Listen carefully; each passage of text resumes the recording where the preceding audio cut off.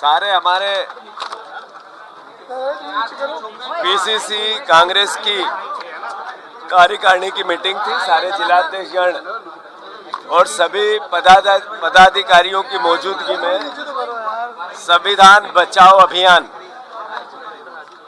के प्रारूप पर और आने वाले 2 महीने तक इसके पूरे गांव-गांव, तहसील, ब्लॉक, जिले स्तर के प्रोग्राम पर सबने मिलकर चर्चा की।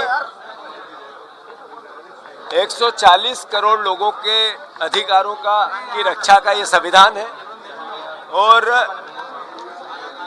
कांग्रेस पार्टी वो पार्टी है जिसने देश को आजाद कराया, जिसने संविधान बाबा साहब अम्बेडकर की अध्यक्षता में बनाया, फिर उसको देश में लागू करवाया। और अब जब संविधान खतरे में है तो कांग्रेस पार्टी का दायित्व है कि संविधान की रक्षा करे। भारतीय जनता पार्टी के लोग सुप्रीम कोर्ट पर बयानबाजी करते हैं। भारतीय जनता पार्टी के लोग जिस तरीके से उपराष्ट्रपति ने भी सुप्रीम कोर्ट पर एक तरह से टिप्पणी की, लगातार जजों को टारगेट करके डराया धमका और कॉलिज्म का समापन, ये सब मैसेज है संविधान की अवहेलना का, उसके खतरे का। भारत के आम नागरिकों के साथ जो अन्याय अत्याचार हो रहा है, लगातार जो जैन समाज और अल्पसंख्यक भाइयों के साथ, जो दलितों के साथ, जो आदिवासियों के साथ, जो मुसलमान, सारे प्रकार के गरीबों के साथ, किसानों के साथ अन्याय हो रहा है, वायलेंस हो रहा है बार बार संविधान का। किसानों को जिस तरीके से भूमि अधिग्रहण अधिनियम पेश कर दिया, ये सब मैसेज है कि देश के आम नागरिक के खिलाफ भारतीय जनता पार्टी खड़ी हो गई और सबकी भावनाओं का केवल कट्टरता और नफरत में पूरे देश को झोंकना चाहती है और आम नागरिक के अधिकारों के साथ अवहेलना करना चाहती है। तो इसके लिए कांग्रेस पार्टी पूरे देश में अभियान चला रही है, जिसमें मध्य प्रदेश की ये आज मीटिंग थी। हरीश चौधरी जी तमाम नेताओं ने संबोधित किया। मैं मानता हूं कि ऐसे में हम सबको मिलकर देश के संविधान बचाने की शपथ लेना है। धन्यवाद। जो जैसा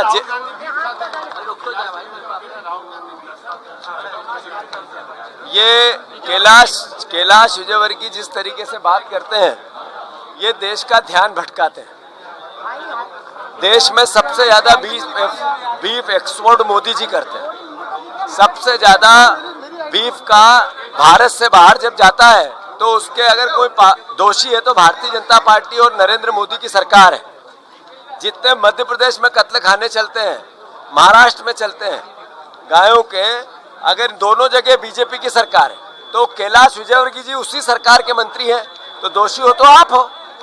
तो इस तरीके से गुमराह करने से कुछ नहीं होगा। आंकड़े बताते हैं कि बीफ कंपनी से सबसे ज्यादा चंदा बीजेपी ने लिया।